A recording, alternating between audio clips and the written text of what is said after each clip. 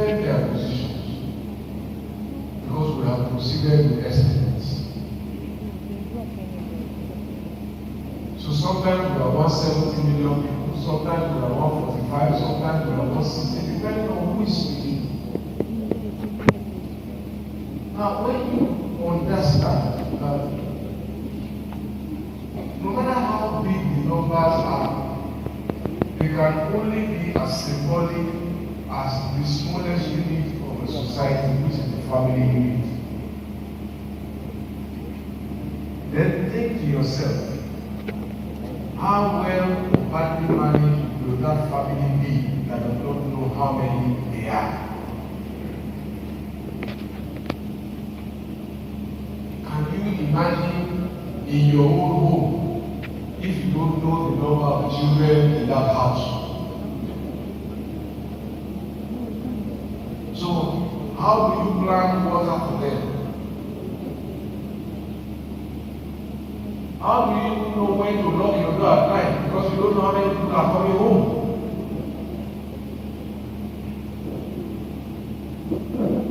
Because there must be a point where you cut off and say everybody is at home.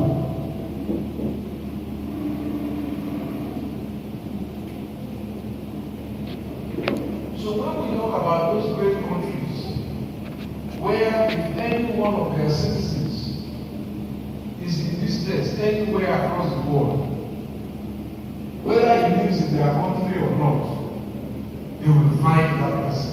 It is because they know that person exists.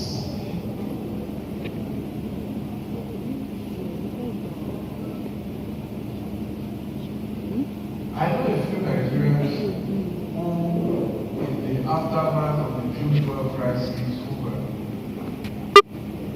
born overseas. They were Nigerians, and in the period of that crisis, the parents told me that they had a visit from this High Commission, a visit from that High Commission, saying our children are here, but they're Nigerians.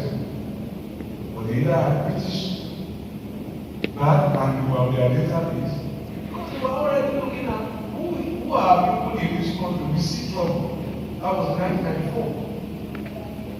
So this really is the reason why we are here.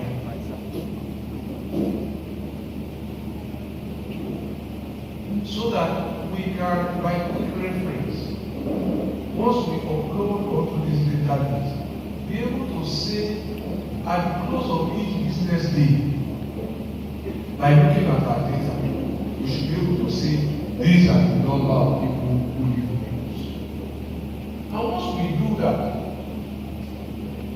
there's almost nothing that we cannot do. Because we now know that you are there. So when we are providing water, we know how many gallons of water an average adult should use in a day. For his bath, for his cleaning up, for washing, and for drinking. But the fact that we know that doesn't mean that everybody will get water unless we know how many people need water.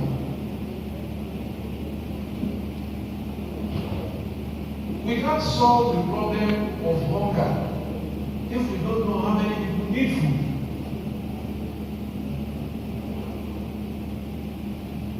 In today's world,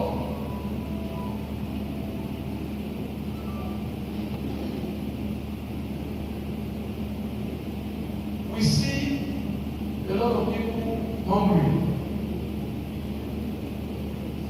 But every day that people go home hungry, we also see food being thrown away.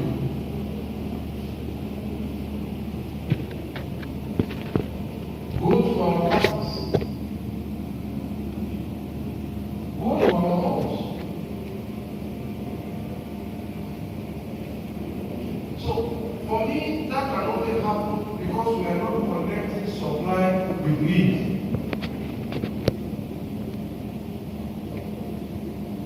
And this is what this is all about.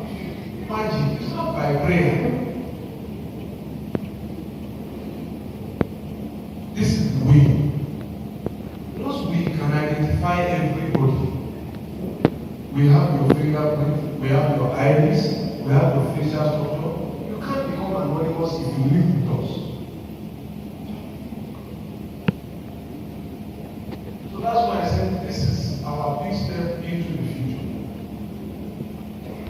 those societies where you have other airports outside Nigeria, you will see that residents this way.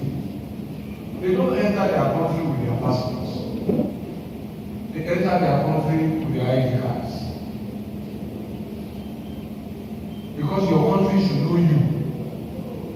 A passport is for a country that does not know you. That is why they put visas on it. If you are in Nigeria, I don't expect you to have ever seen a Nigerian visa. I have never seen it.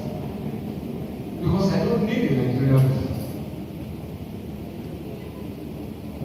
So it is also possible by using this, working with the federal government to certainly control the process. There are so many things that is possible here. You want to employ somebody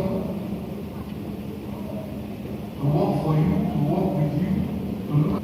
And if you need more information, subject to regulatory control, we can provide. So that you can check who you employ, who you do business with, who you trust your assets to. So if it can happen in those other countries, only our own mindset can stop it from happening here. As your government, we have provided a platform. It's for all of us now to use this platform and get registered.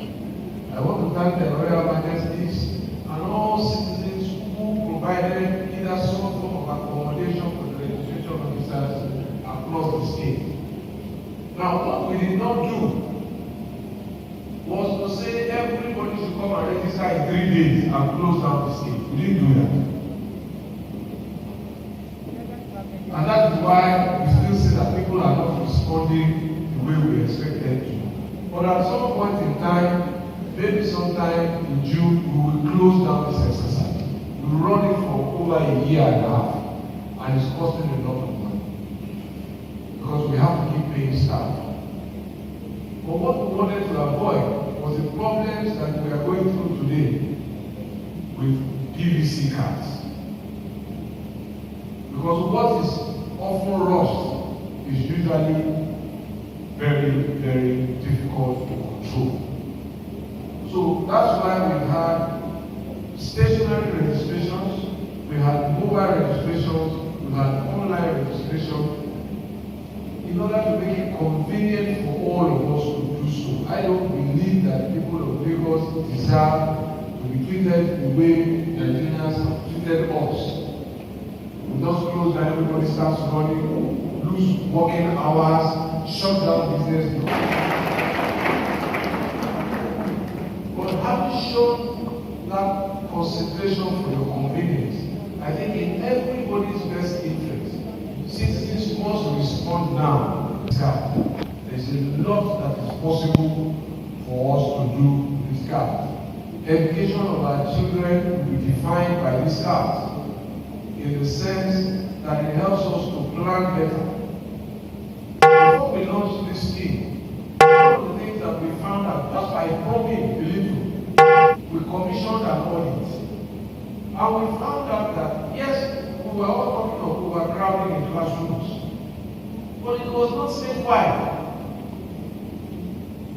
The results were very, very revealing. I think it was in 2008. But immediately we got those results, it helped us to replan.